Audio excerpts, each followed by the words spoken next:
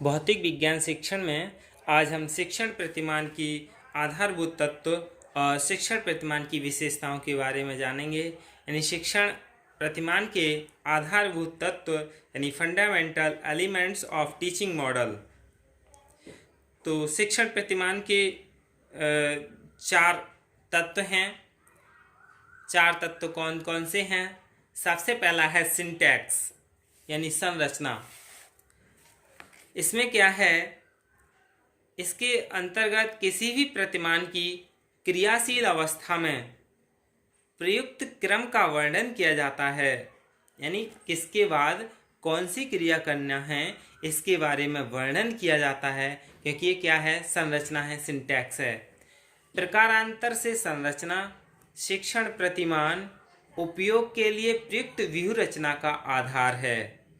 मतलब क्या है इसका, कि किस प्रकार की क्रियाएं संपादित होंगी, एक पद के पश्चात दूसरा पद क्या होगा, ये सब इसी में संरचना में सिंटैक्स में दिया हुआ होता है। दूसरा है सामाजिक प्रणाली यानी द सोशल सिस्टम। इसके अंतर्गत अध्यापक और छात्र यानी टीचर स्टूडेंट्स की भूमिकाओं तथा छात्राध्यापक जो पीपल टीचर हैं उनमें संबंध एवं विकसित मूल्यों का विवेचन किया जाता है। यानी इसमें सभी का संबंध का विकसित मूल्यों का विवेचन किया जाता है। अगला है प्रतिक्रिया सिद्धांत यानी प्रिंसिपल्स ऑफ रिएक्शन। इसमें अधिगमकर्ता को जो लर्नर है उसमें समझने तथा उसकी अनुक्रिया के प्रति अध्यापकीय व्यवहार की व्याख्या की जाती है। फिर है सहायक प्रणाली यानी सपोर्ट सिस्टम। इस स्तर पर हम मानवीय कुशलता, क्षमता एवं उपलब्ध तकनीकी सुविधाओं के अलावा अपेक्षित सहायक परिस्थितियों का वर्णन करते हैं। यानी शिक्षण प्रतिमान के यही चार आधारभूत तत्व हैं। कौन कौन से हैं? सिंटैक्स यानी संरचना, दूसरा सोशल सिस्टम यानी सामाजिक प्रणाली, तीसरा प्रिंसिपल रिएक्शन यानी प्रतिक्रिया सिद्धांत, फिर सपोर्ट सिस्टम यानी सहायक सामग्री। अब हम शिक्षण प्रतिमान की विशेषताओं के बारे में जानने यानी शिक्षण प्रतिमान की क्या विशेषताएं हैं। Characteristics of teaching model. शिक्षण प्रतिमान की विशेषताएं यानी शिक्षण प्रतिमान छात्रों के सीखने के व्यवहार को सुधारने की प्रक्रिया है। जो शिक्षण प्रतिमान है उससे क्या होता है कि छात्रों के सीखने का जो व्यवहार है वो सुधारने का क्या है, एक प्रक्रिया है। यानी the learning paradigm is a systematic process of improving students learning behaviour. Each learning model elaborates on learning outcomes। यानी प्रत्येक शिक्षण प्रतिमान के निश्चित आधार होते हैं। यानी जो शिक्षण प्रतिमान हैं उनके क्या है, निश्चित आधार होते हैं। और फिर क्या है, the model provides the desired experience to both teacher and students. यानी प्रत्येक शिक्षण प्रतिमान विस्तार से अधिगम परिणामों को स्पष्ट करता है। यानी प्रतिमान शिक्षक व छात्र दोनों को वांछित अनुभव प्रदान करता है।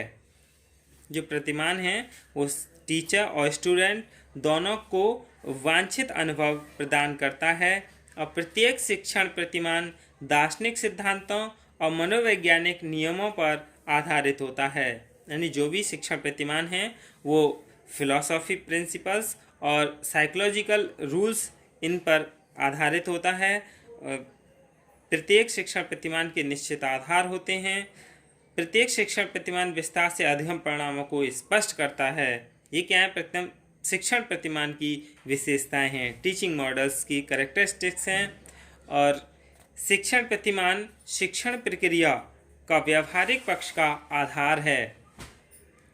यानी जो व्यवहारिक पक्ष है उसका क्या है, शिक्षण प्रतिमान शिक्षण प्रक्रिया का व्यवहारिक पक्ष और आधार है।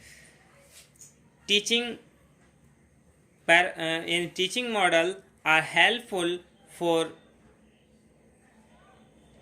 Qualitative advancement of teaching.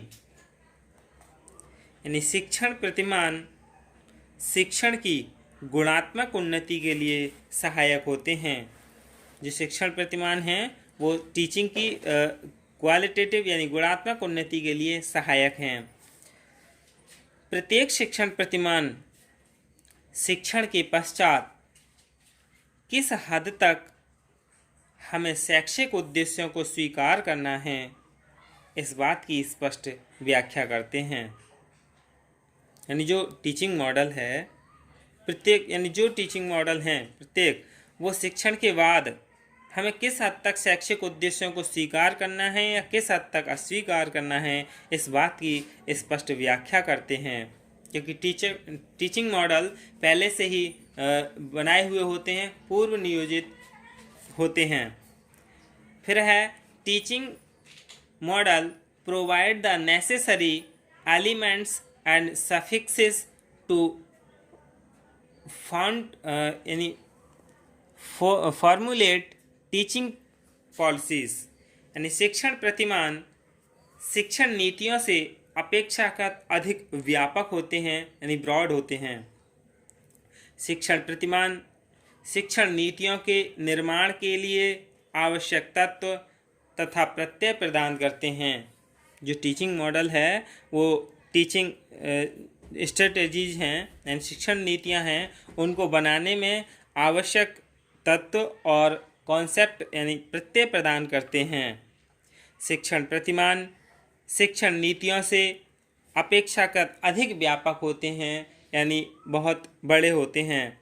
शिक्षा नीतियाँ केवल नीति निर्धारित करती हैं, शिक्षण के मूल्यांकन से इनका कोई संबंध नहीं है। शिक्षण प्रतिमानों में नीति के साथ साथ मूल्यांकन का भी विशिष्ट स्थान है। यानी जो शिक्षण प्रतिमान हैं वो नियमों के साथ साथ मूल्यांकन का भी विशिष्ट स्थान है, यानी इसमें मूल्यांकन को भी स्थान दिया गया है। शिक्षण के मूल्यांकन में से इनका कोई वैसे संबंध तो नहीं है, लेकिन फिर भी क्या है, विशिष्ट स्थान दिया है। ये क्या है, टीचिंग मॉडल्स की कैरेक्टरिस्टिक्स हैं। यानी जो शिक्षण प्रतिमान है वो क्या है, पूर्व नियोजित होता है और जो अनुदेशन है उनके प्रारूप बने हुए होते हैं, यानी एक फॉर्मेट बना हुआ होता है। ये क्या है, शिक्षण प्रतिमान है। धन्यवाद।